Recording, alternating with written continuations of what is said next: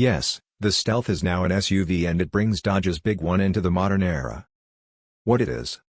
The new Dodge Stealth isn't a resurrection of a sports car from the 1990s but rather the successor to the Durango in the three-row midsize SUV slot. The demise of the current Durango was telegraphed when its counterpart, the Jeep Grand Cherokee, moved to the new WL platform while the Durango was left to languish on the older WK2. The Stealth will get an all-new, modern look to go with its new, old, name. SUVs are still the vehicle of choice for most buyers and Dodge was down to just one with the demise of the mediocre Journey, the aging Durango, which was introduced for the 2011 model year. Its replacement comes as Dodge actively ups its SUV game, including adding the sporty new Hornet compact SUV. The Durango name may yet live on, as it could be reinvented as a larger body-on-frame SUV that shares the Jeep Wagoneer platform. That leaves room below for the Stealth.